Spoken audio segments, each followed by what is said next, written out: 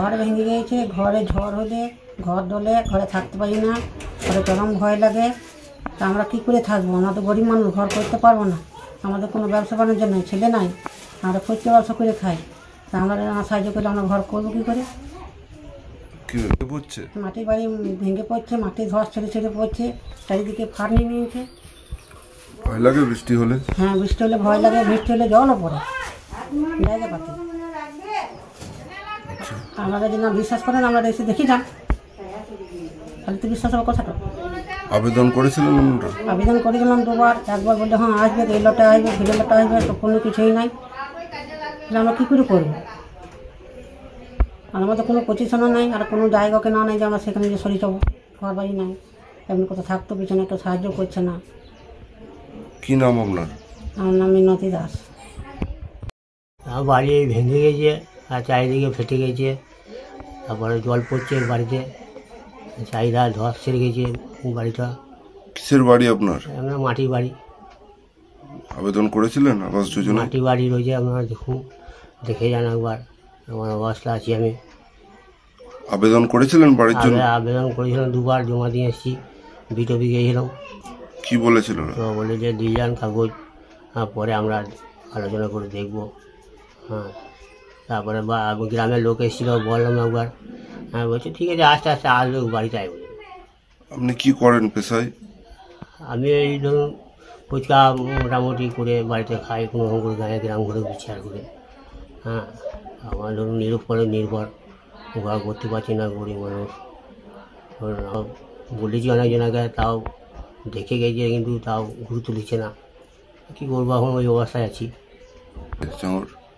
তো জানতে হবে যে এই আবাস যোজনা যেটা, এটা প্রথমে ইন্দিরা আবাস যোজনা ছিল যখন কংগ্রেস গভর্নমেন্ট ছিল সেন্ট্রালে। পরবর্তীকালে যখন ভারতীয় জনতা পার্টির গভর্নমেন্ট আসে, এনডিএ গভর্নমেন্ট, তারা এই নামটা পাল্টে প্রধানমন্ত্রী আবাস যোজনা করা হয়। এই টাকাটার নিয়ম হচ্ছে 60% টাকা কেন্দ্রীয় সরকার বহন করবে, 40% টাকা রাজ্য সরকার বহন করবে, যারা গৃহহীন তাদের ঘরবাড়ি, তাদের আবাস তৈরি করার জন্য। তো কেন্দ্রের যে এনডিএ সরকার, তারা পশ্চিমবঙ্গের সাথে বিমাতৃসুলভ আচরণ করছে। 100 দিনের কাজের টাকা কোনো বিভিন্ন অজুহাতে আটকে রাখছেন, যে অজুহাতে কোনো তার কোনো ব্যাখ্যা নেই। সরকারি অফিসাররা বলছে কোনো দুর্নীতি নেই, তা সত্ত্বেও এটা ইচ্ছাকৃতভাবে শুধুমাত্র যেহেতু এখানে মমতা বন্দ্যোপাধ্যায়ের নেতৃত্বে তৃণমূল গভর্নমেন্ট এখানে আছে, তৃণমূল সরকার আছে, সেই জন্য এটাকে করা হচ্ছে। একই ক্ষেত্রে বাংলার যারা গরিব মানুষ, যাদের মাথার উপর ছাদ দরকার, সেক্ষেত্রে বিভিন্ন অজুহাতে টাকা দিচ্ছে না। তাই আমাদের রাজ্যের মাননীয় মুখ্যমন্ত্রী এই প্রয়োজনীয়তা উপলব্ধি করে বাংলা আবাস যোজনা এখানে চালু করেছেন। এবং সেই আবাস যোজনা কারা পেয়েছে? যারা 2018 সালে যে সার্ভে হয়েছিল, সেই সার্ভে অনুযায়ী এবারে সরকারি অফিসাররাই গোটাটা কিন্তু তদন্ত করে দেখেছেন কারা পাওয়ার যোগ্য, কারা পাওয়ার যোগ্য না।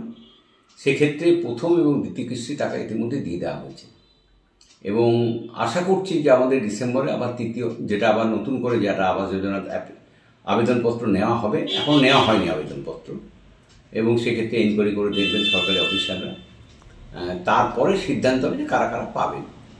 তো এর মধ্যে আপনার কাছে যে শুনলাম, আমাদের কাকসা ব্লকে দুর্গাপুর পূর্ব বিধানসভা কেন্দ্রের মধ্যে পড়ে বিষ্ণুপুর, সেখানে একজন ফুচকা বিক্রেতার বাড়ি ভেঙে পড়েছে। এখন দুর্যোগ, প্রাকৃতিক দুর্যোগ কদিন ধরে চলছিল, এবং হয়তো বর্ষাকালে আরও আসবে, সমস্যা আসবে।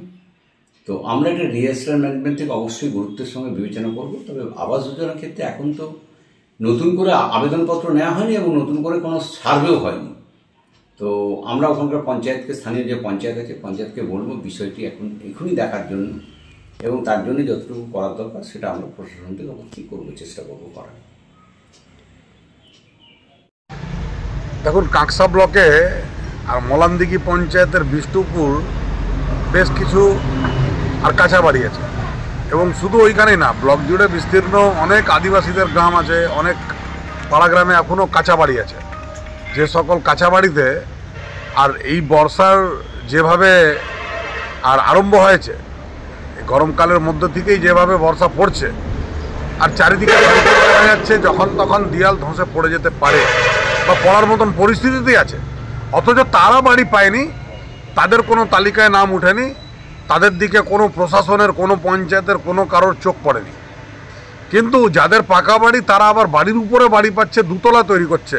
এই বিদবিহার পঞ্চায়েত, এই মলানদিঘির সংলগ্ন বিদবিহার পঞ্চায়েতে আমরা দেখেছিলাম যে কেন্দ্রীয় তদন্ত দল ঢুকেছিল।